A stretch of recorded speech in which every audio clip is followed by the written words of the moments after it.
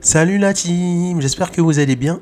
Aujourd'hui on se retrouve pour une nouvelle vidéo dans la série présentation d'applications et jeux VR. Et aujourd'hui on va découvrir le jeu Dirt Rally 2.0. Donc c'est un jeu quand même assez connu. Donc pourquoi je le présente? Parce que tout simplement il est en promotion, il a moins de 8 € sur Steam jusqu'au 10 octobre. Donc si c'est un jeu qui vous intéresse mais vous le trouvez trop cher, alors foncez, vous avez jusqu'au 10 octobre pour profiter de la promotion.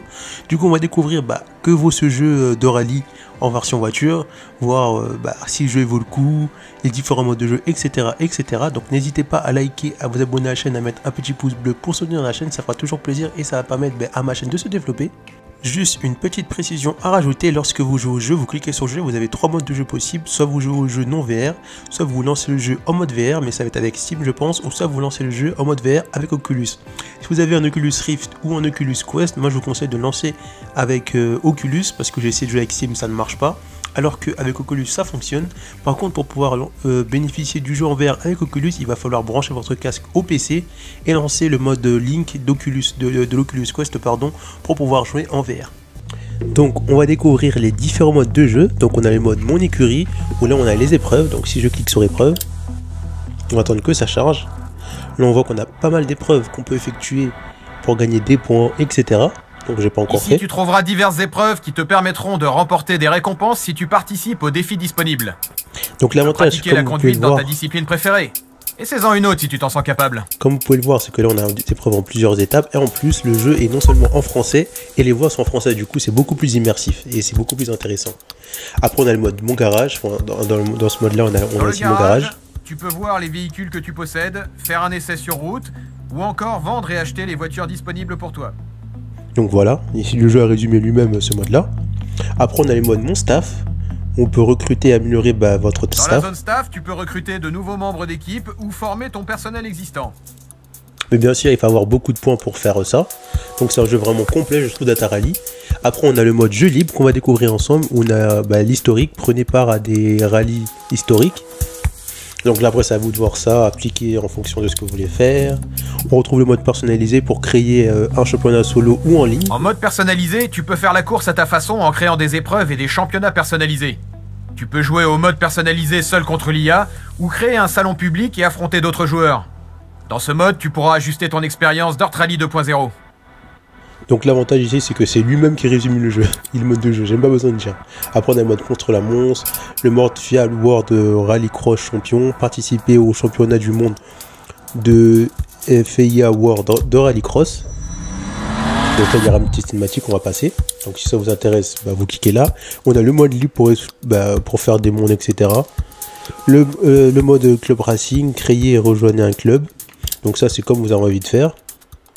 Donc il y a vraiment beaucoup de monde dans ce jeu là, et je rappelle que quand même ce jeu il fait quand même 100 gigas, hein, plus de 100 gigas, donc il fait à peu près moins de 110, donc c'est normal qu'il y a beaucoup de jeux. Après on a le mode qualification pour accéder aux dernières épreuves, le mode classement rallye, le mode classement rallycross, le mode Colin Myres.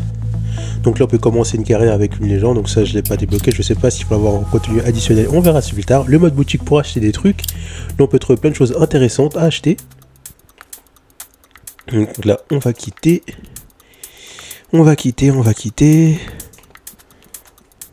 Le mode options et bonus, où là on peut avoir les paramètres de jeu, les commandes audio, les graphismes, etc. Profit, etc. etc.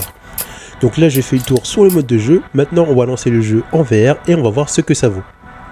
Avant chaque course, vous avez la possibilité de modifier votre voiture via ce menu là, qui apparaît toujours avant que la course commence. Modifier votre voiture ou faire d'autres petits paramétrages. Ensuite la course commence. Je vous laisse écouter un peu ce que dit le personnage. Départ droite 1 très long ouvre, 30 mètres, gauche 1 ferme. Et ensuite, après ça, on va commencer la course.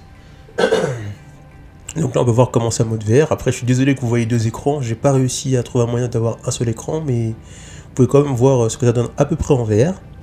5, Les graphismes en VR sont relativement bien faits. Je trouve que ça manque un peu de détails, mais c'est relativement beau. Donc là on voit mon copilote qui m'indique les directions. Et le truc que j'aime vraiment dans ce jeu là, c'est que c'est vraiment très fidèle au rallye. Le fait d'entendre qu'il me dit direction en français et pas en anglais, ça vraiment c'est un gros plus qu'il faut dire à ce jeu là. Donc ce jeu là c'est vraiment aux fans de simulation de voiture ou plus particulièrement de rallye. Et le truc que j'aime particulièrement sur ce jeu là, c'est que ce jeu là il joue assez bien avec la manette et avec le volant, bien sûr c'est normal, mais on peut quand même bien se débrouiller avec la manette, ce qui n'est pas le cas de tous les jeux de voiture comme Assetto Corsa par exemple, parce que jouer avec la manette Assetto Corsa, c'est compliqué, c'est pas à la portée de tout le monde, on va dire. Alors que là, j'arrive à prendre les virages assez bien en freinant, etc. en jouant avec la manette, que ce soit en VR ou en jeu non VR. Du coup, voilà. Après, qu'est-ce que je pourrais rajouter sur le jeu? C'est que le jeu est relativement fluide, il n'y a pas de problème à ce niveau-là. Après, peut-être que les seuls petits démons que j'ai vus, c'est au niveau des... quand on a un accident, qu'on fonce sur un truc, c'est pas super réaliste, mais ça, c'est des petits détails qui viennent au nom quelqu'un gâcher le plaisir. Donc maintenant on va voir les points positifs et les points négatifs de Data Rally 2.0. On va commencer par les points négatifs. Donc les points négatifs, c'est que je trouve que les décors VR manquent un peu de détails. Donc c'est vraiment un tout petit point négatif, mais je tiens à le dire. Et les chutes ou quand on fonce sur un mur, enfin des fois c'est pas très réaliste, c'est pas très représentatif de la réalité, mais encore ça reste un petit détail.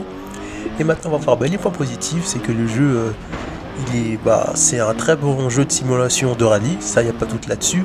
Les décors en VR sont vraiment très bien faits, même si pour moi ça manque un peu de détails, mais ça reste relativement bien fait. Un autre point positif que j'aimerais rajouter, c'est que vu que le jeu est en français, ça augmente l'immersion d'avoir les voix en français et les jeux en français, et c'est rare d'avoir des jeux VR en français, surtout des jeux VR avec les voix françaises, donc voilà. Et aussi ce que j'aimerais rajouter, c'est que ce jeu il a vraiment une longue durée de vie parce qu'il y a plein de modes disponibles. Que ce soit le mode carrière ou club, il y a vraiment beaucoup de modes à faire, mode contre la montre, donc ça augmente vraiment la durée du jeu. Donc vraiment je trouve que Dirt Rally 2.0 c'est un jeu à avoir absolument dans votre PC, pour ceux qui sont fans de jeux de simulation de voiture. Du coup voilà, c'était tout. Si cette vidéo vous a plu, n'hésitez pas à vous abonner à la chaîne, à mettre un petit pouce bleu ou un commentaire pour soutenir la chaîne, et on se retrouve pour une prochaine vidéo. A plus la team!